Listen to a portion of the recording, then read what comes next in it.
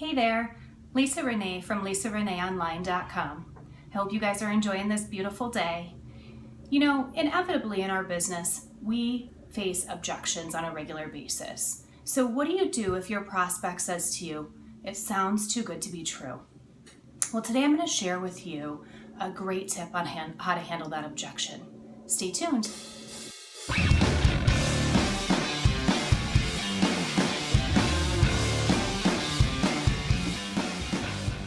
So what do you do if your prospect says to you, "It sounds too good to be true"?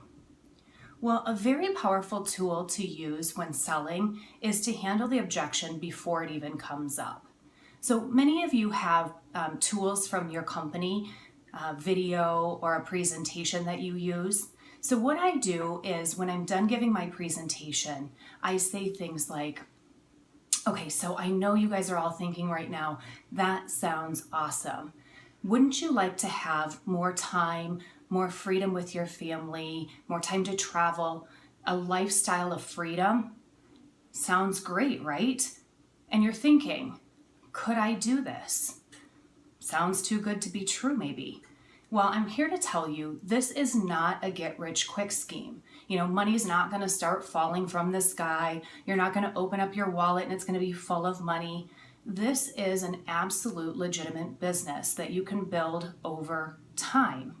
You know, and I'm going to tell you why. Because when you build your business, that is going to be one of the most common objections you're going to hear. People are going to say to you, "Sounds too good to be true." And if you hear what I did there, I kind of said it mockingly or joking. You know, I put my hands together and I said, "Sounds too good to be true."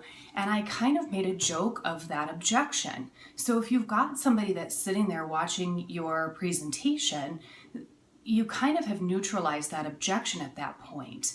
You know, one of the things I want you to understand is, I've never really met a successful or wealthy person that was skeptical. So if you're meeting somebody that you're giving your presentation to that is closed-minded, this business is probably not for them. So move on, right?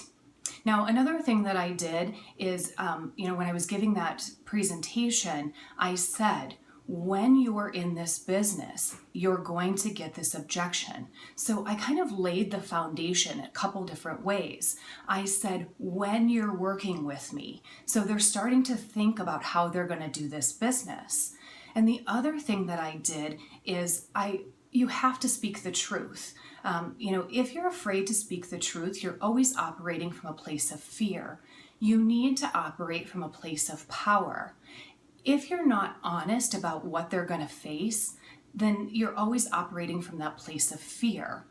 I want people on my team that are above the hype of this business, and they're going to understand that on a daily basis, when they're presenting this business opportunity to other people, they're going to realize that they're going to have objections. So don't be afraid, don't be scared to tell the people that you're presenting this opportunity to that they're going to face objections as well. The number one reason that people quit in this business is because they feel like they've been lied to. So, they come into this business thinking it's going to be easy, and then they start getting objections or they realize it's not easy and they quit. So don't lie to the people that you're presenting to because the first time that they get an objection, they're going to get scared and they're going to quit anyways. So we want people to understand that this business is simple, not easy, right? So that's one way that I handled this objection. The other way that I handle it is, you hear people say, "Sounds too good to be true." Well, I say back to them, you know what? I've always been the person that has taken the opportunities that sounded true, but frankly, they sucked, right? So for the first time in my life, I went with the opportunity that sounded too good to be true. And you know what? It actually turned out to be the most incredible opportunity that gave me freedom and time and the opportunity to be with my kids and a different lifestyle that I've never had before. So I hope that this information has helped you. If you think that it can help somebody else else on your team, please feel free to like it and share it. I also have on my blog 6 common objections and how to handle them like a pro. So feel free to visit my blog at lisareneeonline.com.